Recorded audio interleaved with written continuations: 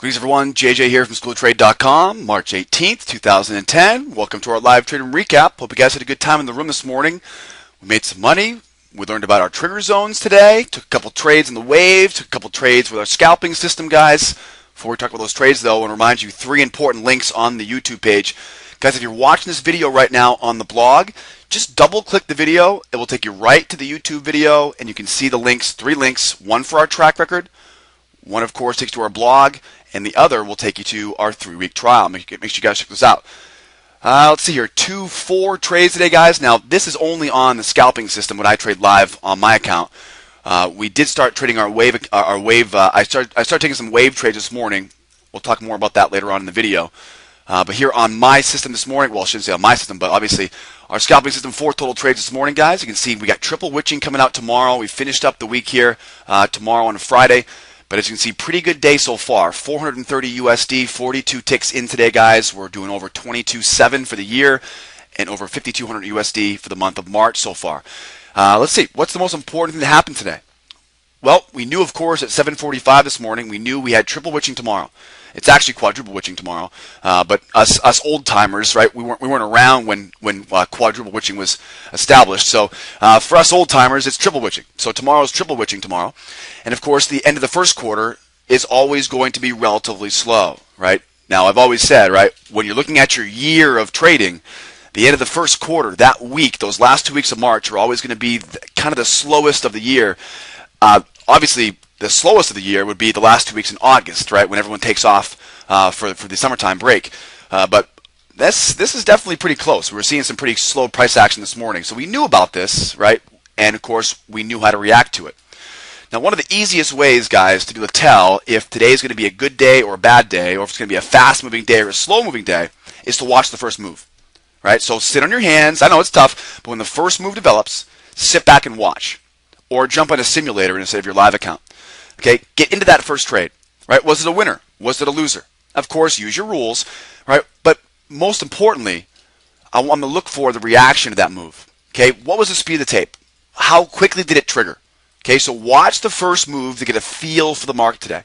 Now, we did that this morning on gold. In fact, we looked at a wave pattern on gold for the first move of the day, and it blew right through the trigger line. So we knew right away. In fact, big kudos to one of our members, Rob, who brought that up. His exact words were, the fact that that blew right through the trigger line really tells a story about the rest of the morning. And boy, Rob, you are definitely correct. So we watch the first move. We see how the market reacts to that first move. And, of course, one of the most important things we can do, because that's going to give us a heads up for the rest of the day. Now, today we were also looking for crude rollover.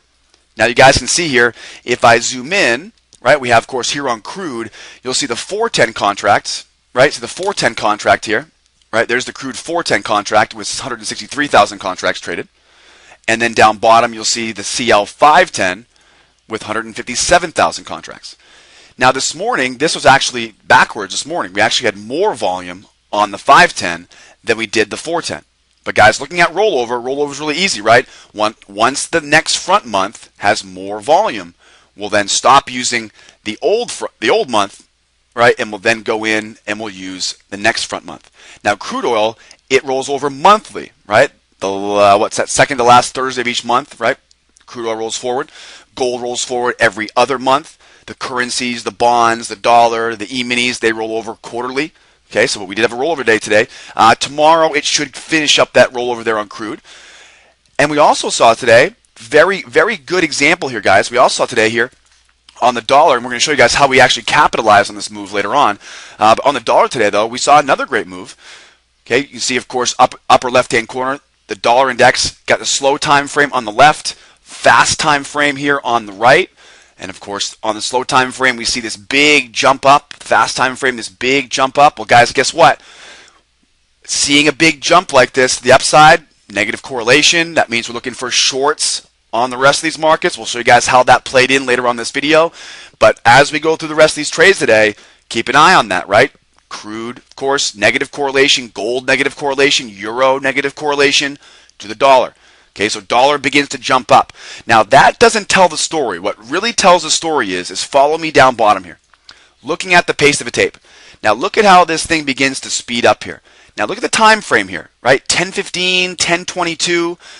Okay, now where does that line up over here? 10.15, 10.22, right there. So right when the price began to jump on the dollar, we then start seeing this gradual increase in the speed going into the 11 o'clock hour. What does gradual increase in speed tell us? It tells us that we should trust this move. Okay, if the dollar jumps up and we see the speed rise as well, that means more and more people are participating as price rises. Right? It's almost like a used car dealership increasing the cost of the cars and more people show up. What does that mean? That means there's got to be a bunch of demand for whatever that car is. Same thing here on the dollar. Okay, so keep an eye on that. The price rises, speed rises, confirms the move. Right? The speed confirms the move. Now, if the price would have rose, but the speed fell, now that would, of course, told us be very careful because it probably would have come tumbling back down. We saw the speed, so we trust the move. Now let's take a look at the 4 trades we took today here, guys. Starting with crude, we did the first 2 on crude, next up on gold, then we finished up on the euro.